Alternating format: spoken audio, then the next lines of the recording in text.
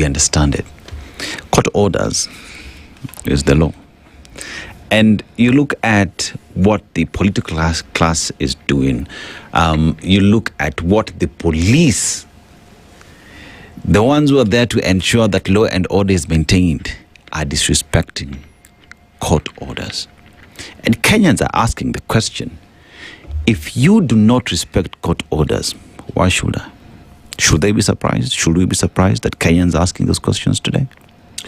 We should not be surprised. And I think what the politicians are doing, unfortunately, we have half-wits being the visage of Kenyan politics most of the time.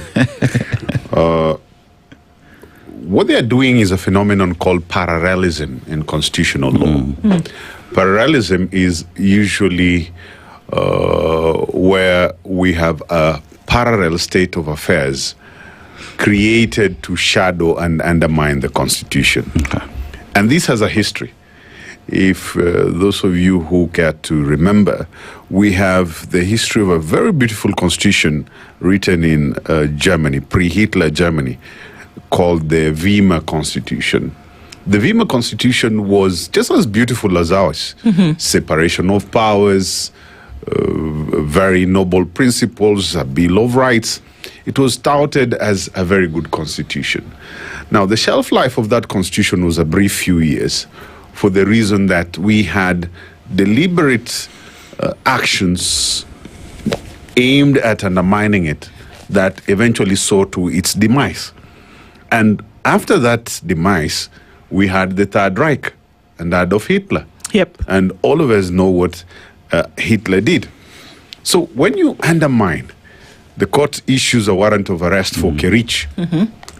You ensure that he is cleverly taken out of Kenya and goes to Dubai, so that you go make clever arguments that, oh, he is beyond the jurisdiction of the court. Yeah. You have undermined court orders.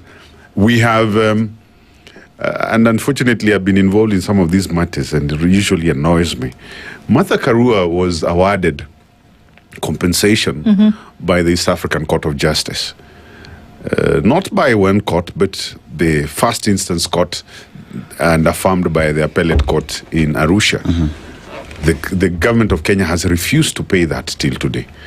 We have the Haiti police deployment matter, where the court was explicit in saying that you cannot deploy these police officers because there are certain requirements by our law and the Constitution that you have not met. And unfortunately, we are seeing foreign countries, and I'm not afraid to say the Americans have been front and center in these two instances, Haiti and the Ebola one. Yeah. And they are aiding and abetting the undermine of the Kenyan Constitution and our values. And like I always tell them in private, the same way you have your values and principles that you cherish, same way you respect your institutions, please respect Kenyan institutions, respect our values. Because when Justice Nyaundi delivered her order, and I saw my friends at Katiba Institute notify the State Department, the Americans should have had the decency of stopping everything happening in Laikipia.